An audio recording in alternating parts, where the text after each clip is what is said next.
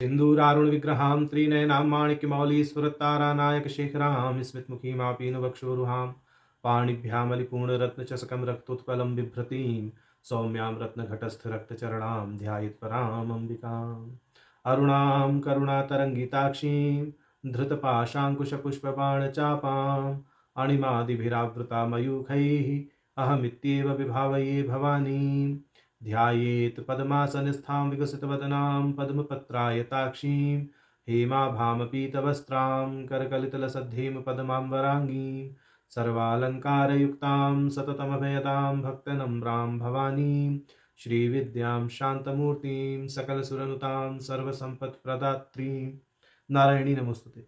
ललिता सहस्रनाम सौभाग्य भास्कर भाष्य की श्रृंखला में हम ललिता सहस्रनाम की फलश्रुति के अंतर्गत 50वें श्लोक तक का भाष्य देख चुके थे।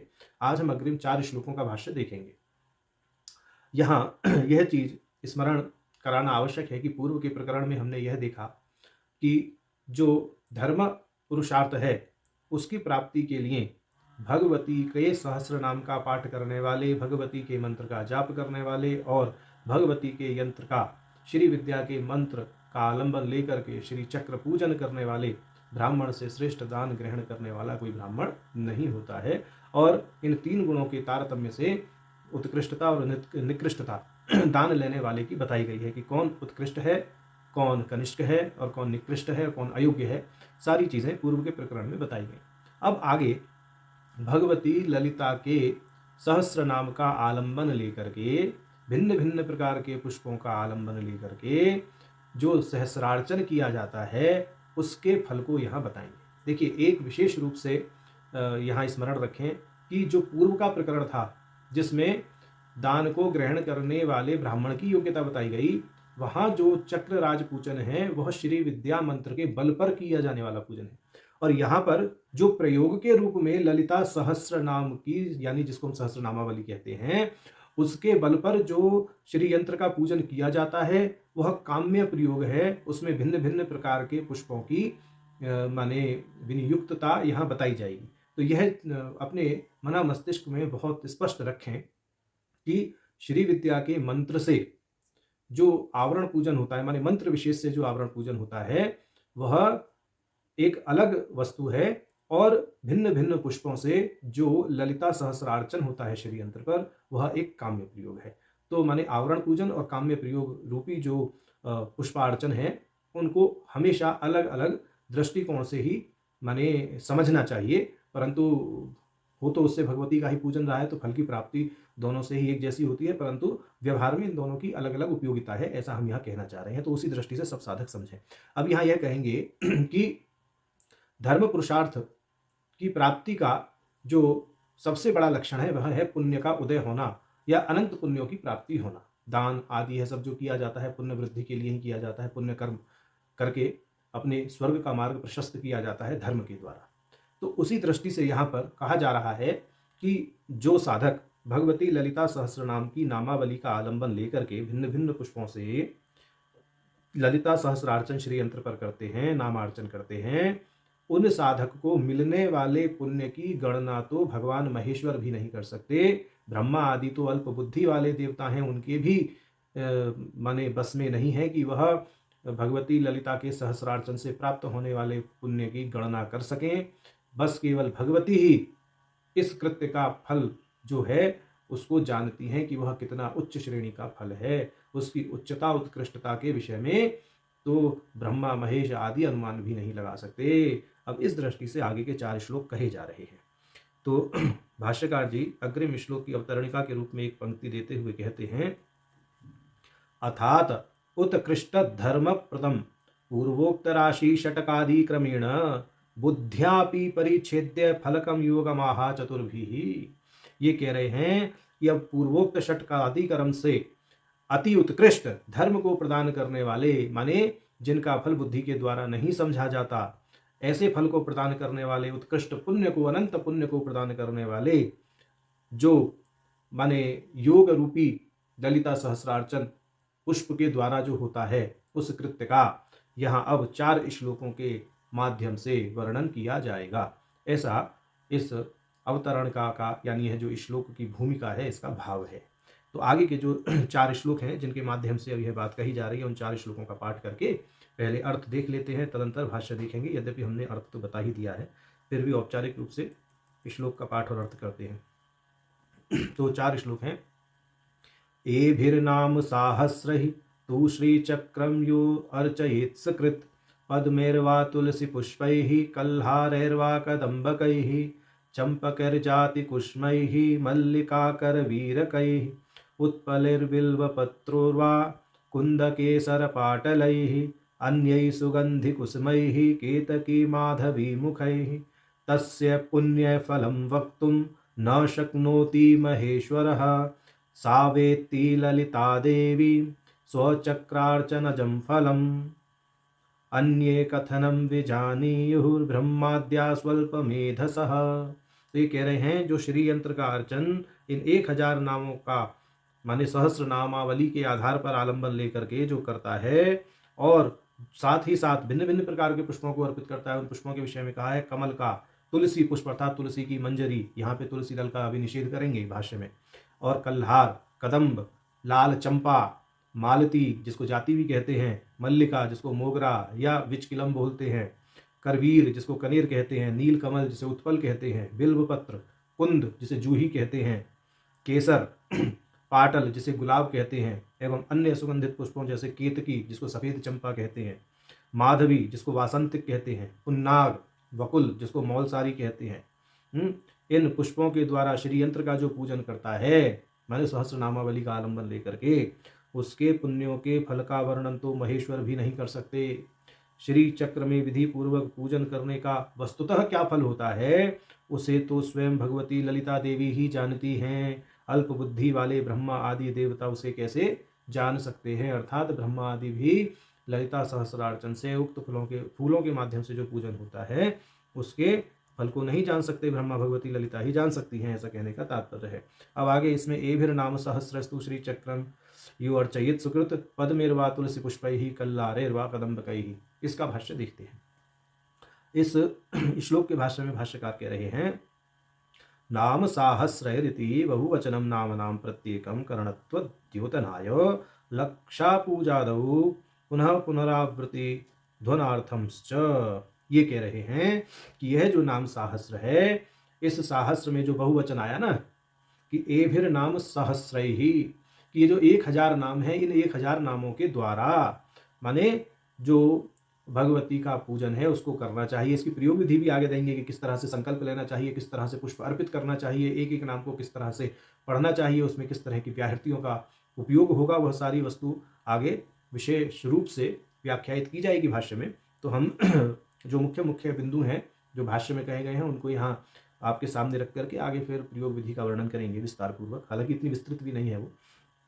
तो यहाँ ये कह रहे हैं कि जो 1000 नामों का यहाँ पर उल्लेख किया गया है वह इसलिए किया गया है क्योंकि प्रत्येक नाम का यहाँ आलंबन लेना है, प्रत्येक नाम के माध्यम से अर्चन करना है। क्या कह दिया ना, नाम नाम प्रत्येकम करणत्व द्योतनाय, क्योंकि एक एक जो नाम है वह करण है, उसकी करणता है, उसके माध्यम से क्या होगा, पूजन होगा। इसलिए यहाँ ऐसा बहुवचन का प्रयोग किया गया है, किसी एक नाम का नहीं, समस्त 1000 नामों से लक्ष्य पूजा दौ पुनः पुनरावृत्ति ध्वन्यार्थम च। और आपको अगर लक्ष्यार्चन करना है तो लक्ष्यार्चन में इसकी पुनरावृत्ति करनी चाहिए, और उस आवृत्ति का जो विधान है वह वैसा ही रहेगा जैसे सहस्रनाम होता है। माने जैसा सहस्रनाम किया फिर उसकी आवृत्ति तदनुरूप ही होगी। उस आवृत्ति के विधान में कोई विशेषता अलग से नहीं जुड़ती है, बस आवृत्ति ही उसमें विशेष हो जाती है, तो इतना मानना चाहिए। आगे कह रहे हैं नामानि प्रातिपदिकानि सहस्रम येषु श्रीमात्रे नमः इत्यादि ललितांबिकायै नमः इत्यन्तेषु चतुर्थी नमो न तत्मंत्रेषु तैर्नाम सहस्रैरिति वा। ये कह रहे हैं कि यह जो नाम है, इन नामों का जो आलंबन लिया जाता है, माने ये जो भगवती के प्रातिपदिक नाम है 1000, इनमें श्री मात्र नमः से प्रारंभ करके श्री ललिता अंबिकायै नमः तक जो चतुर्थयांत पद है, यानी चतुर्थी विभक्ति एक वचन सब में लगा करके और नमः लगा करके 1000 नामों से पूजन करना चाहिए। जैसे श्री मात्रे नमः, श्री ललिता अंबिकायै नमः, इस दृष्टि से पूजन करना चाहिए। अब इनमें किस तरह से आगे व्याहृति जुड़ेंगी तो यहाँ थोड़ा संप्रदाय भेद से बताया गया है, तो तदनुकूल ही हम बताएंगे जो भाष्यकार जी ने बताया है। बाकी जो विशेष और है वह हम उसको भी बता ही देंगे व्याहृति के विषय में। तो अब आगे कह रहे हैं संप्रदायाश्च पुष्प प्रेक्षप आवृत्ति ही, और अपने संप्रदाय के अनुसार पुष्प को अर्पित करने की आवृत्ति की जानी चाहिए। आपके संप्रदाय में जैसे पुष्पों को अर्पित करने की विधि गुरु द्वारा बताई गई है वैसा अनुसरण करना चाहिए। अब कह रहे हैं अत्र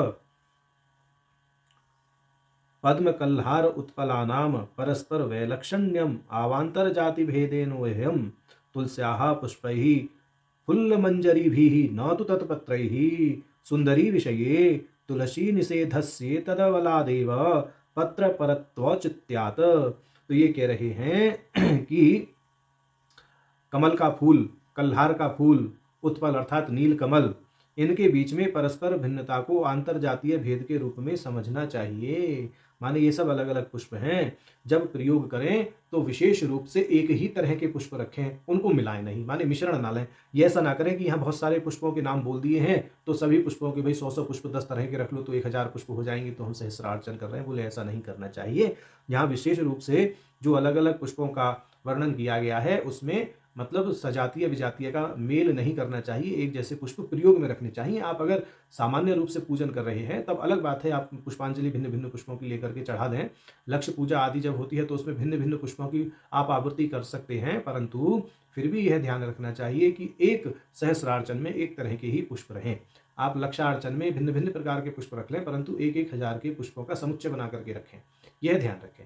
ये ना हो कि भिन्न भिन्न प्रकार के पुष्प एक ही सहस्रार्चन में ले लिए जाएं। तो ऐसा यहाँ पर स्पष्ट किया है भाष्यकार जी ने। अब आगे कह रहे हैं कि जो तुलसी के विषय में यहाँ कहा गया है तुलसी पुष्प ही, तो यहाँ तुलसी की मंजरी से ही अर्चन करना चाहिए, तुलसी के पत्र का प्रयोग नहीं करना चाहिए, क्योंकि भगवती के विषय में, सुंदरी के विषय में तुलसी दल का निषेध कहा गया है। और यहाँ तुलसी के निषेध का तात्पर्य यह है कि फूलों के स्थान पर मतलब पत्तियों के स्थान पर फूलों का प्रयोग करना उचित होता है। इसी कारण अब यहाँ पर नील तंत्र का यह प्रमाण देते हुए कह रहे हैं कि अतएव स्पष्ट मुक्तम नीला तंत्रे, नीला तंत्र में कहा गया है नानोपहार बलिभिर नाना पुष्पै मनोरमैः अपामार्गः दलैर्भृङ्गिस् तुलसी दलवर्जितैः पूजनीया सदा भक्त्या नृणामः शीघ्र फलाप्तये।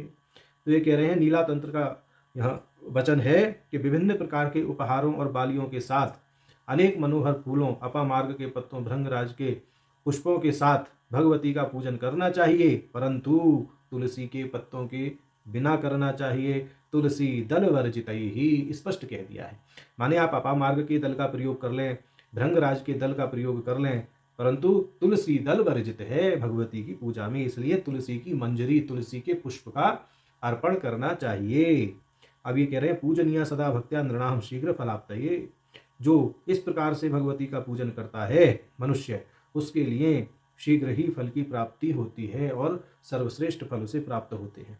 अब कह रहे हैं कि नीला तंत्र में और भी इसी विषय में कुछ कहा गया है कि भाई यहाँ निषेध बता दिया, अगले श्लोक में कहेंगे कि भक्ति के बल पर सब कुछ विधि हो जाता है, माने कुछ भी निषिद्ध नहीं रहता। आप भक्ति के आधार पर, भक्ति की भावना से भगवती को कुछ भी अर्पित कर सकते हैं, वहाँ विधि निषेध ही लुप्त हो जाता है जहाँ भावना बलिष्ठ होती है। अब आगे कह रहे हैं देवी पूजा सदा शस्ता जल जय ही स्थल जयरपि विहितश्च निषिद्धैर्वा भक्ति युक्तेन चेतसा। स्पष्ट यहाँ कह दिया कि नीला तंत्र कहता है देवी की पूजा जल में उत्पन्न और स्थल में उत्पन्न सभी प्रकार के पुष्पों से की जा सकती है, चाहे वे विधि द्वारा निर्दिष्ट हों या निषिद्ध हों।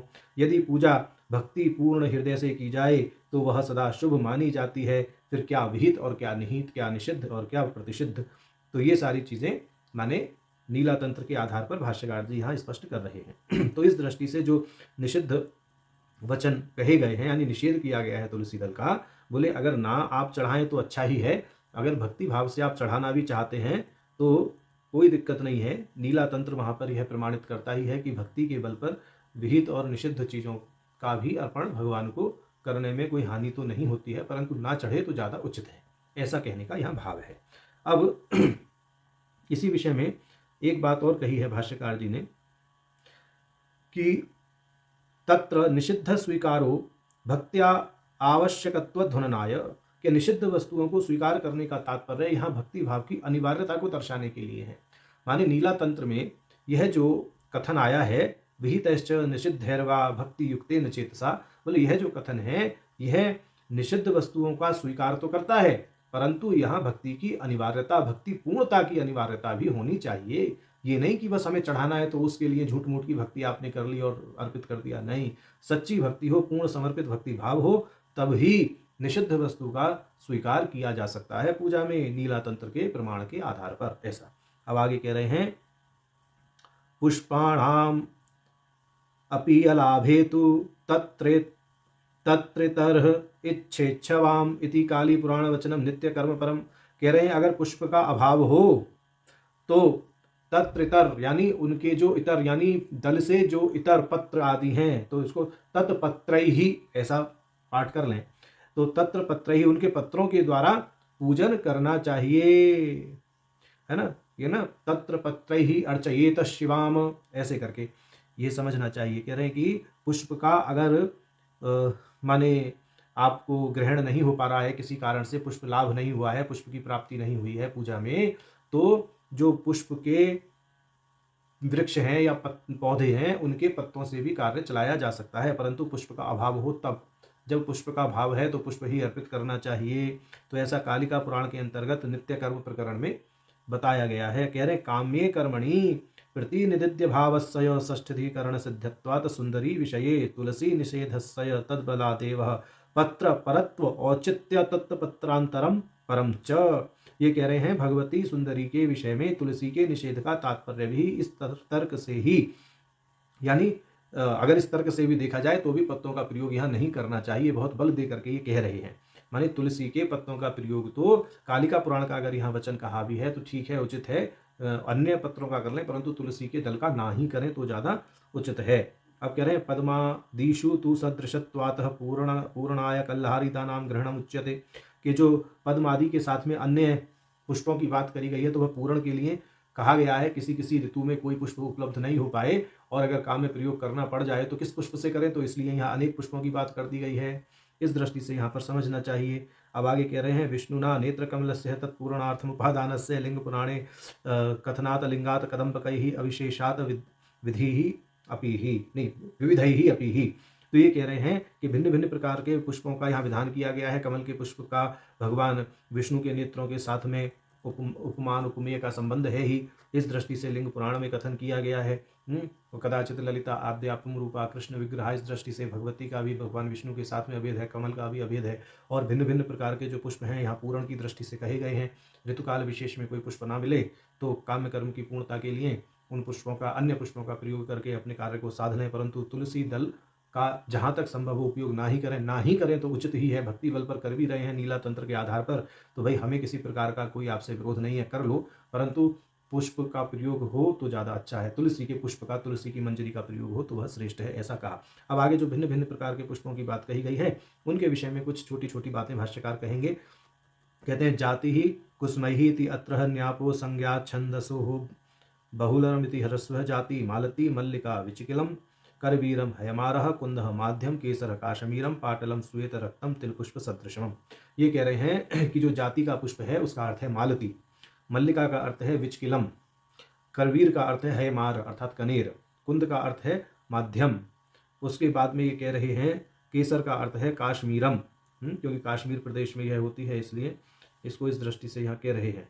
अब आगे ये कह रहे हैं, अच्छा कुंद के विषय में माध्यम हो गया, कुंद जूही को कहते हैं, हमने पहले बता ही दिया था। अगर पाटलम श्वेत रक्तम, पाटल अर्थात गुलाब का फूल जो कि सफ़ेद और लाल रंग का होता है, कभी कभी दोनों ही रंग कुछ कुछ उसमें माने आभा लिए होता है, सफ़ेद और लाल गुलाबी आभा लिए भी होता है। तो तिल पुष्प सदृशम माने कह रहे हैं कि वह तिल के पुष्प के समान होता है उसका रंग देखने में, तो इस दृष्टि से पाटल श्वेत रक्त पाटल का प्रयोग भी भगवती के पूजन में किया जा सकता है। आगे कह रहे हैं, अगले श्लोक का भाष्य कर रहे हैं, अन्यैः सुगन्धिकुसुमैः केतकी माधवी मुखैः तस्य पुण्यफलं वक्तुं न शक्नोति महेश्वरः। तो यहाँ ये कह रहे हैं कि सुगंधी पदम अहि फेन अहि दुर्गंधी कुसुमानमेव निराशाय। बोले यहाँ सुगंधी पुष्प का जो प्रयोग किया गया है वह इस दृष्टि से किया गया है कि अफीम और जो दुर्गंध युक्त पुष्प हैं उनका निराश हो जाए। माने ऐसे पुष्पों का प्रयोग नहीं करना है जिनमें विषैली दुर्गंध आती हो या जिनके दुर्गंध से या जिनके खाने पीने से किसी भी प्रकार की मादकता साधक के अंदर आ जाए, या ऐसे फूल जिनको तोड़ने पर सफ़ेद रंग का जो दूध जैसा पदार्थ है वह निकलता है। तो ये अहिर फेन उसी को यहाँ पर कहा गया है। वस्तुतः अहिर फेन संस्कृत में अफीम को बोलते हैं, तो यहाँ अफीम के पुष्प के प्रयोग का निषेध है। अहिर्गंध का अर्थ हो गया जिन पुष्पों में दुर्गंध आती है, इस तरह के पुष्पों का प्रयोग नहीं करना चाहिए, परंतु निर्गंध पुष्प का प्रयोग किया जा सकता है। निर्गंध का अर्थ है जिसमें गंध ना हो, तो उस विषय में आगे कह रहे हैं निर्गंधा नाम अपी जपादी नाम रक्ता नाम देवी प्रीत्यत्वात्। परंतु जो निर्गंध पुष्प हैं जिनमें ना सुगंध है ना दुर्गंध है, उन पुष्पों का रंग के बल पर, उनके वर्ण के बल पर प्रयोग होता है। जैसे जपादी का पुष्प है जिसको गुड़हल का फूल कहते हैं, लाल गुड़हल रक्ता नाम देवी प्रियतत्वात्, क्योंकि वह लाल रंग के पुष्प हैं और लाल रंग भगवती को प्रिय है, इसलिए वह निर्गंध पुष्प होते हुए भी पूजा में ग्रहणीय है, ऐसा यहाँ भाष्यकार जी ने कहा। आगे माधवी के विषय में कहते हैं माधवी वासंती। माधवी का अर्थ है वासंती का वृक्ष या पौधा। मुख पदेन पुन्नाग बकुलादि नाम ग्रहणम। और यहाँ जो श्लोक में केतकी माधवी मुखई, इसमें जो मुख शब्द आया है, इससे पुन्नाग बकुल आदि के पुष्पों का ग्रहण करना चाहिए, ऐसा यहाँ भाष्यकार जी ने कहा है। अब ये कह रहे हैं कि उन पुष्पों के प्रयोग करने का जो तारतम्य है, माने किस पुष्प को प्रयोग करके कैसा फल प्राप्त होगा, इस विषय में आदित्य पुराण, कालिका पुराण आदि में कहा गया है। कहते हैं एते शाम अपि आवांतर तारतम्यम आदित्य पुराण कालिका पुराण आदयोः द्रष्टव्यम। ऐसा यहाँ भाष्यकार जी ने स्पष्ट कर दिया है कि अगर किस फल से कैसा, किस फूल से अर्चन करने पर कैसा फल प्राप्त होता है, इसका अगर आपको पूरा तारतम्य जानना है कि भाई कितनी इंटेंसिटी में कितना फल कौन से प्रयोग से प्राप्त होना है, कौन से पुष्प का प्रयोग करके, तो उसके लिए आदित्य पुराण और कालिका पुराण पढ़ लें, वहाँ आपको विशेष रूप से मिल जाएगा। यहाँ फेटकारणी तंत्र का प्रमाण भाष्यकार दे ही दे रहे हैं, तो उसको देख लेते हैं। भाष्यकार जी कहते हैं फेटकारणी तंत्र हेतु विशेष, कि फेटकारणी तंत्र में इस प्रकार कहा गया है। क्या कहा गया है? ये कह रहे हैं पुष्पं वा यदि वा पत्रं फलं नेष्टमधोमुखं दुःखदं तत्समाख्यातं यथोत्पन्नं तथार्पयेत्। अधोमुखा अर्पणं नेष्टं पुष्पाञ्जलि विधिं विना लक्ष्यपूजा तु पुनः पुष्पम् एकम् अर्पयेत्। समुदायेन चेत पूजा लक्ष्य पुष्पार्पणम न तत् इति। कह रहे फिटकारणी तंत्र का यह वचन है कि यह वांछनीय नहीं है कि पुष्पों को, पत्तियों को और फलों को अधोमुखी करके अर्पित किया जाए। बोले ऐसा स्वीकार नहीं है। फिटकारणी तंत्र के अनुसार जो पुष्प, फूल, फल, पत्ती यानी जो भी हैं पौधे से संबंधित जो भी उसके भाग हैं, उनको उसी रूप में अर्पित करना चाहिए जिस रूप में वह अपने वृक्ष पर लगते हैं। अगर पत्ती का मुख ऊपर की तरफ है तो ऐसे ही इसको उल्टा करके मत रखो भगवान के ऊपर, ऐसा यहाँ पर फिटकारणी तंत्र का वचन भाष्यकार जी कह रहे हैं। अगर ऐसा करेंगे, माने जैसा वो प्राकृतिक परिवेश में उत्पन्न हो रहे हैं, अगर उससे विपरीत यदि आप उसको अर्पित कर रहे हैं तो इससे दुख का आविर्भाव होता है। उन्हें अधोमुखी रूप में अर्पित करने का निषेध किया गया है। केवल पुष्पांजलि के समय ही ऐसा किया जा सकता है, क्योंकि उस समय बहुत से पुष्प एक साथ अर्पित किए जाते हैं। चाहे आप लक्ष्य पूजा भी कर रहे हैं तो भी 1,00,000 पुष्पों को एक एक करके ही अर्पित करें और उनको उसी स्थिति में अर्पित करें जिस स्थिति में वह अपने प्राकृतिक परिवेश में उत्पन्न होते हैं। और यदि एक साथ कोई आदमी सोचे कि भाई हमें तो लक्ष्य पूजा करनी है, हम एक साथ ही 1,00,000 फूल चढ़ा दें, तो उस विषय में यहाँ स्पष्ट कह दिया है समुदायेन चेत पूजा लक्ष्य पुष्पार्पणम न तत्, कि अगर आप एक साथ ही समुदाय में 1,00,000 पुष्पों को अर्पित कर देंगे तो वह आपकी लक्ष्य पूजा नहीं हो जाएगी। लक्ष्य पूजा करनी है तो आपको एक एक करके ही भगवती के नाम के साथ में एक एक पुष्प को श्री यंत्र पर अर्पित करना पड़ेगा। एक साथ 1,00,000 का अर्पण लक्ष्य पूजा नहीं माना जाता है। तो ऐसा यहाँ भाष्यकार जी ने स्पष्ट किया है। अब आगे चलते हैं और आगे अब यह भगवती के सहस्रार्चन की महिमा के विषय में कह रहे हैं कि भगवान महेश्वर भी इसके फल को नहीं जान सकते। इस विषय में कहा है महेश्वरः पंच प्रेतेषु चतुर्थः तस्य अपि सर्वज्ञत्वात् वक्तुम् असामर्थये पूर्वोक्त राशि षटकादि गुणनोपायनेन मनुष्याणां ज्ञातुं वक्तुं न सामर्थ्या भावः कैमुतिकन्यायेन सिद्ध इति फलस्यानवधिकत्वध्वनितः ध्वनिः।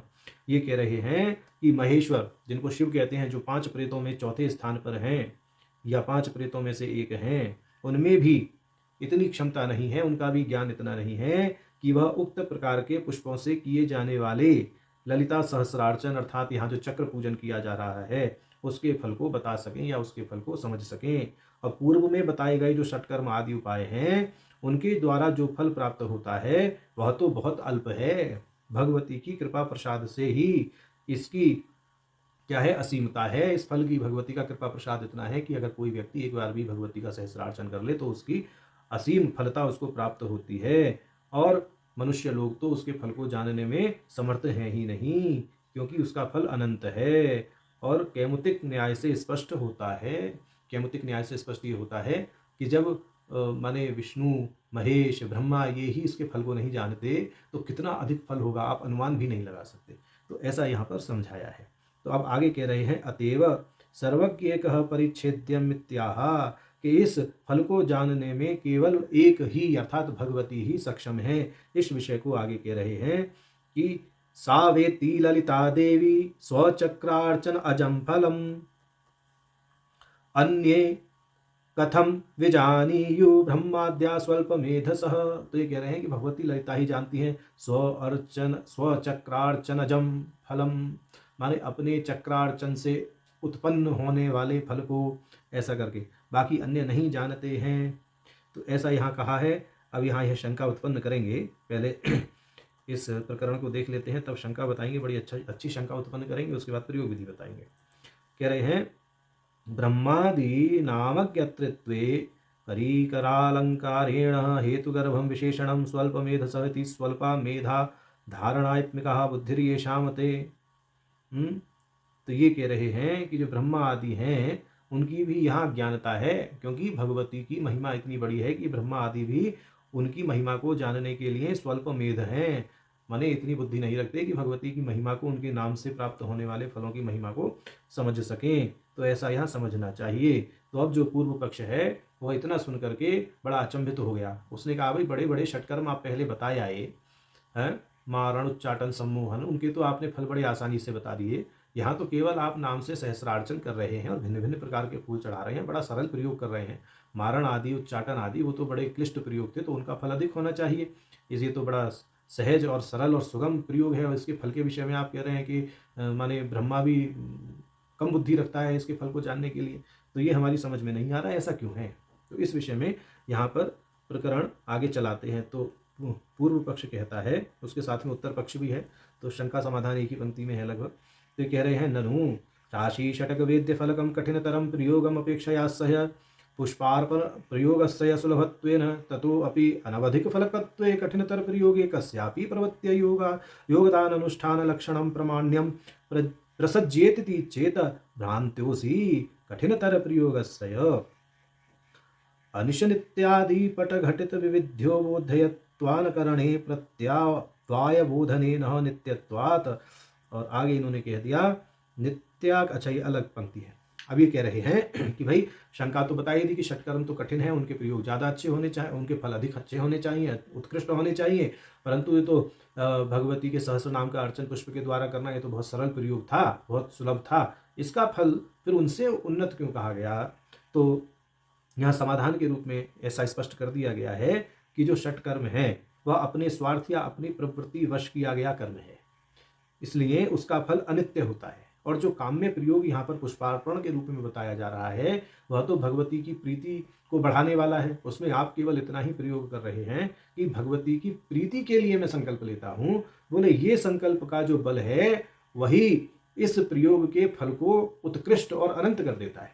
तो इस दृष्टि से जो यह सहस्रार्चन है इसका फल अनंत और नित्य होता है, माने षटकर्म की तरह ये जो है सीमित और अनित्य फल वाला प्रयोग नहीं है, इसलिए यह षटकर्म आदि से उत्कृष्ट प्रयोग माना गया है, ऐसा यहाँ कहा गया। अब आगे कह रहे हैं, नित्य करणे आयुष्करादि पुष्पार्पणादि काम्य प्रयोगेषु अधिकाराभावस्योक्तत्वात् नित्यस्यापि वचन बलात् काम्यत्वं तु अग्निहोत्रादि न्यायेन न विरुद्धम इति न प्रवृत्ति पराहताः। ये कह रहे हैं नित्य कर्म के अंतर्गत, जो हम नित्य कर्म आदि करते हैं उनके अंतर्गत काम्य प्रयोगों को नहीं जोड़ना चाहिए। इसलिए उसी दृष्टि से कह रहे हैं कि नित्य कर्म के अंतर्गत काम्य प्रयोग को नहीं करना चाहिए।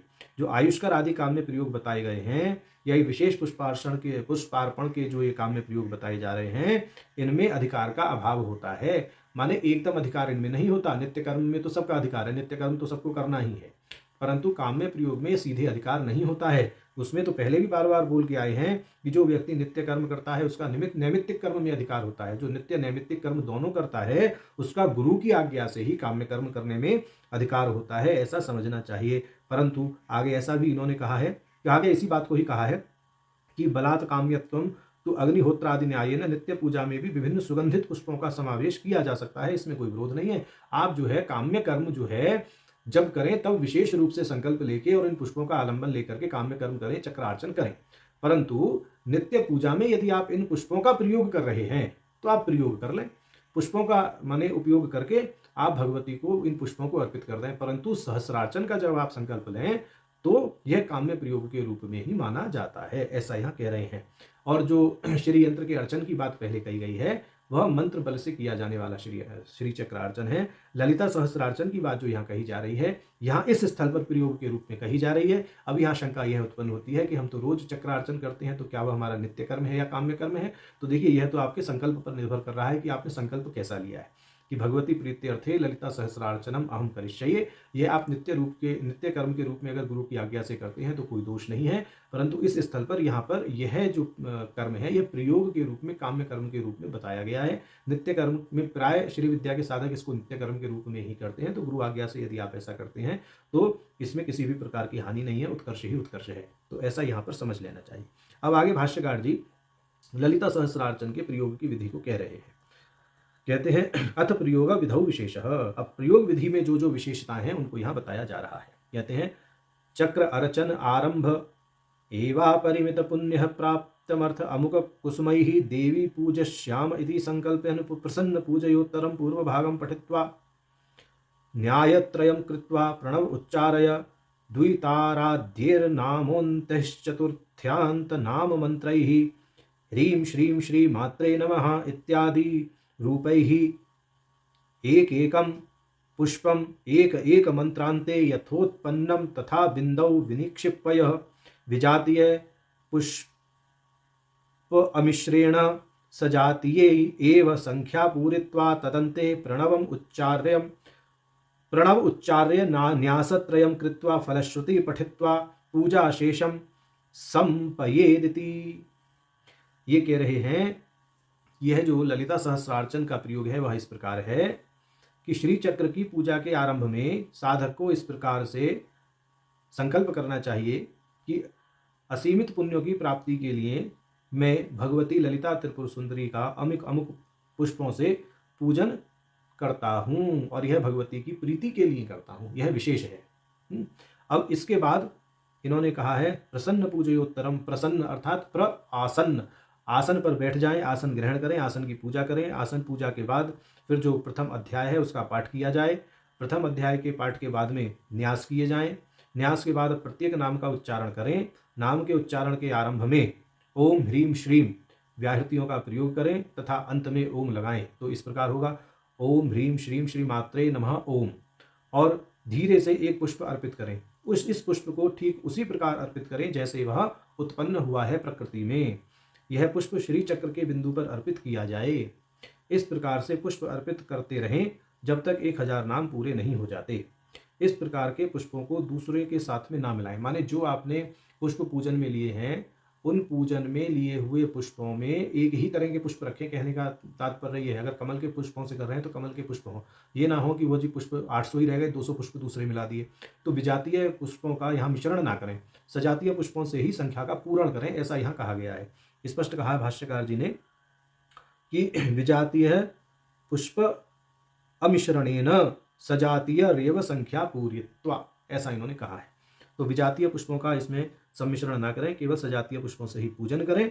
और अंत में ये कह रहे हैं पुनः ओम का उच्चारण करें और फिर तीनों न्यास करके फलश्रुति के अध्याय का पाठ करें। इस प्रकार आपका प्रयोग पूरा हो जाता है।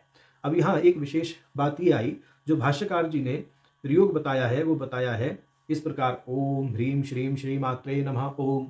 ठीक इस दृष्टि से नाम का प्रयोग करना है। परंतु व्यवहार में होता क्या है कि जो भगवती भुवनेश्वरी की त्रितारी है उसका प्रयोग करते हैं 3 अक्षरों का, या ओम के साथ में त्रितारी का प्रयोग करके व्याहृति के रूप में इन चारों का प्रयोग कर लेते हैं और श्री मात्रे नमः इस दृष्टि से उच्चारण करते हैं। ठीक, नाम के पूर्व में भी उच्चारण करते हैं। नमः के बाद में प्राय ओम का विनियोग साधक लोग नहीं करते, सीधा पूजन करते हैं। उसके बाद में जब ललिता सहस्रनाम पूर्ण होता है तो अंत में प्रणव का उच्चारण करना चाहिए, ऐसा भास्कर राय जी ने स्पष्ट प्रयोग विधि में किया है। तो यहाँ हमारा मानना यह है कि भास्कर राय जी ने जो प्रयोग बताया है जैसे ओम ह्रीम श्रीम श्री मात्रे नमः ऐसा बोल के जो ओम का उच्चारण है वह समस्त नामों का पाठ होने के अंत में एक बार किया जाता है। तो एक बार प्रारंभ में और एक बार अंत में ओम का उच्चारण करना चाहिए। ऐसा भाष्यकार जी 1000वें नाम की भाषा में पहले स्पष्ट कर चुके हैं, तो उसी चीज़ को माने यहाँ समझना चाहिए, उसी सन्निधि को यहाँ लगा लेना चाहिए। और जो यहाँ ऐम ह्रीम श्रीम के यानी त्रितारी के आधार पर द्वितारी दी है ह्रीम श्रीम, तो वह अपने संप्रदाय के अनुकूल लगाना चाहिए। जैसे आपके गुरु आदेश करें वैसा करें। भाष्यकार जी ने यहाँ पर जो लिखा है वह अपने संप्रदाय के अनुकूल प्रयोग लिखा है। ऐसा भाष्यकार जी की लिखने की शैली से हमें कुछ माने मालूम होता है। तो ये हमने अपनी बुद्धि के बल पर आपको जो भी हम जानते हैं, जो भी हमको प्राप्त है, जैसा भी वह हमने आपको यहाँ संकेत मात्र कर दिया है। तो भाष्यकार जी की जो विधि यहाँ पर दी हुई है उसमें यदि किसी को कुछ भिन्नता लगती है तो अपने गुरु के माध्यम से विधि को जान करके उसी विधि का अनुसरण करें जो आपके गुरुदेव बताएं।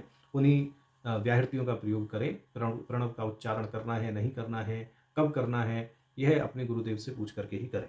तो ऐसा यहाँ पर समझना चाहिए। बाकी इसके आगे का जो प्रकरण है उसमें अब मुक्ति के विषय में बताया जाएगा, जो परम पुरुषार्थ मोक्ष है उसके विषय में आगे अब फलश्रुति के श्लोक कुछ होंगे, तो अब उन्हें अगले क्रम में तब देखेंगे। तो आज हम ये 54वें श्लोक तक ही रखते हैं। नारायण हरि।